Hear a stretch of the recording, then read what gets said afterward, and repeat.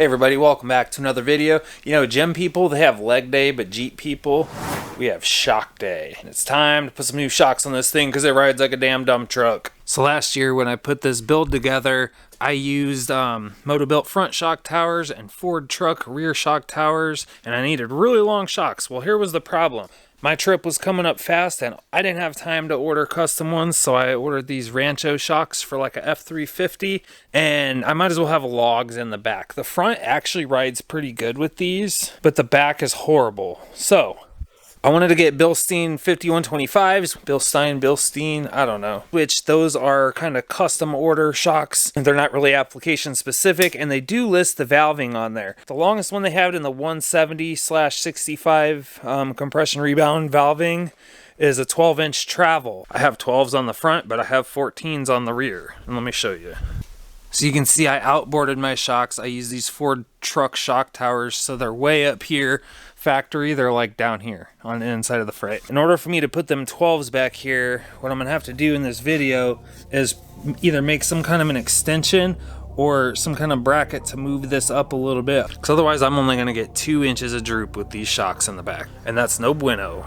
So for reference, these are 33-230382. If you've ever been on Jeep forum, you've probably heard people say, hey, get your shocks from Kolak, and I think he's out of Phoenix. Anyway, you can look him up if you want to get good deals on Bilstein, I don't know, on shocks. So most people get the 255/70 valving, and I think that probably would have been fine front and back, but ever since I built the lighter bumper, I got rid of my rear spare tire, and it really, the back of this thing just rides really rough, really bad. I wanted to clarify something real quick. Part of the reason why my Jeep rides so bad is, one, I lightened it up, and it actually rode better when it had more weight on it, the spare tire and that bigger bumper. Two, I have Jeep Wagoneer leaf springs on this thing, and they came with 7 leafs, and they're the heavy duty versions, so even though I removed a couple leaf springs from the packs, they still ride a little bit stiffer than YJ springs. So that's kind of part of what I'm combating here. So here's a better look at my lower mounts. These are from Barnes 4-wheel drive, and they mount the shocks instead of this way like factory, they mount this way, which allows it to pivot a little bit better when you're articulating. And you can see I made sure to not let them be below this because I didn't want them to hang up on rocks. And even then, I still need like 14-inch travels. So I think what I'm gonna have to do, build a couple of tabs off the top of the axle tube, but out here where you can't see it. So really the only way to figure out what's gonna work is for me to jack this thing up, drop the tires off, and start measuring.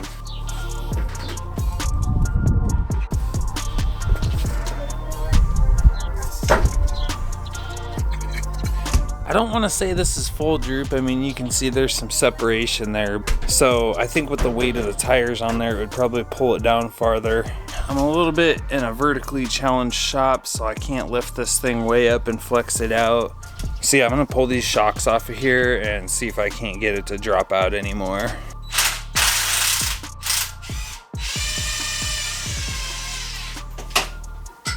So you can see these shocks are definitely set up for more potential than this thing's putting out right now, but when she gets all twisted out, she goes lower than this, I promise, especially with the weight of the tires on there. Just for fun, let's compare our Bilsteins. So you can see there's quite a difference, so that's why I need to build these raised up brackets 1.5 to 2 inches up from there. Jesus Christ, 20-minute video clip to pull a shock bolt. These threads must be galled out or something. With these Ford upper towers, this upper bolt's metric. I hate metric and I hate mismatch, so we're hogging these babies out to half. It's just a sliver smaller, so it must have been like a 13 or something. Those should fit through there. I just need to get 2 new bolts. Ooh, it's a little tight. It's stuck! Well, this probably seems kind of ridiculous, but I'm putting a scissor jack in here to see if I can't get this axle to drop out anymore and get a little bit closer to wherever its max travel is. Getting some separation though. I don't know how far I want to push this, man. It's getting sketchy.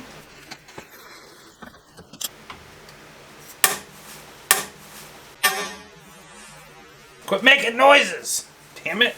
I don't know how well you can see this, but with me just spreading that out a little bit, this shock's already 2 inches short of reaching. So that kind of confirms that I really need to do something about that. And the funny thing is, I bet I could keep going. I don't know that I want to push these any more than that. That seems to be probably about as far as she's ever going to go. So I'm going to measure that, but it's the old eagle eye saying it's about 2.25 inches. Top of the hole, the top of the hole. Nope, it's right at 2. I might go 2.5 just to be safe, and we're gonna make these suckers work.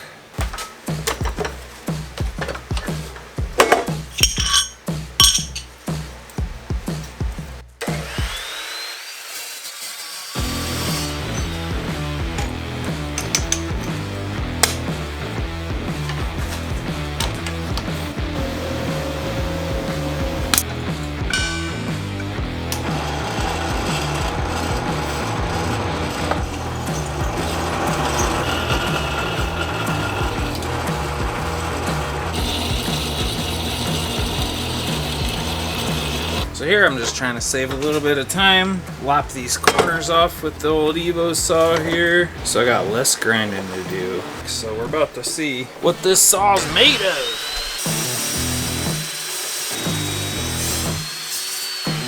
That's freaking cool. That'll save me a little bit of time shaping.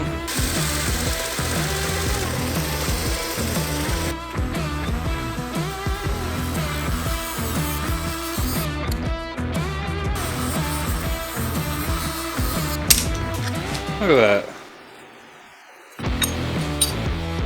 Peeled right apart. So I might have skipped a step or two. I went ahead and bolted these on there, test fit them. On each side, one of them has to get notched out a little bit so that it can kind of sit down in between. It'll make sense. I'll show you.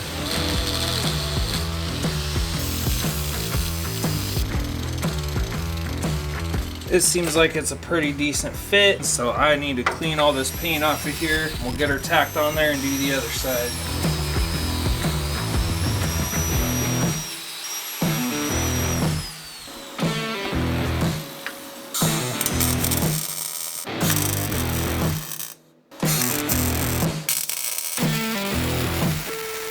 This helmet is not working, and I'm now blind.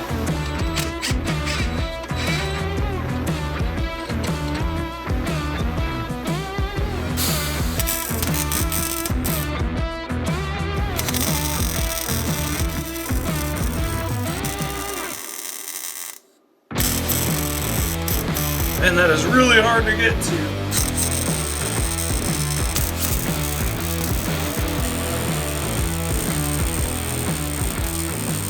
That's kind of a shitty weld. Yeah, I'm definitely not super proud of those welds, but I'm pretty sure those things are gonna hold on there, and it is what it is. So this was really difficult to weld down in between here with it being so narrow, but I got as much in there as I could. So guys, if you're wondering why I did it this way and left these here, it's in case I want to switch back. It'd be real easy to just lop these off later if I decide I don't need them, but they're not hanging below the axle tube. They're not hurting anything. So yeah, well, dang it. I hit it with the old porcupine maker and ruined it. It ain't leaking, but it's got a big old chunk out of it. This is over on the passenger side. I haven't shown you guys this yet. But my brake line on this side is different, and I had this tab here, and it was pointed straight up and down, and this hard line came into it and clipped to that. So I had to knock that over to fit this. I just kind of welded right over it, bolt this whole assembly back on here. I just kind of have to tweak it, and obviously this thing's still boiling hot, so I'm not messing with it just yet. Well guys, I got rid of the shock booties. I just can't freaking stand them things.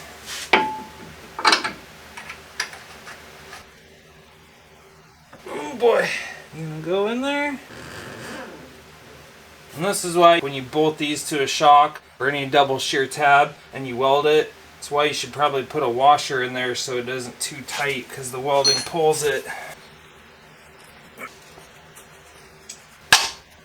Ta-da! Now I just gotta fix this brake line.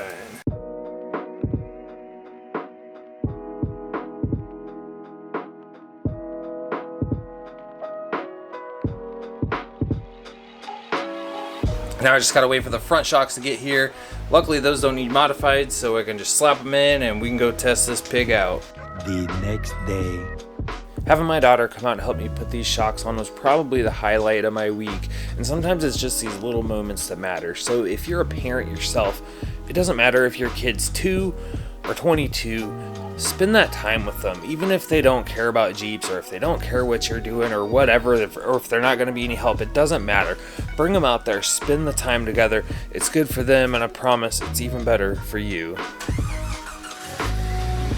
You're probably wondering why I'm trying to back out with my tires flat, and that's because when I have the soft top on, it's the only way I can get in and out of this garage.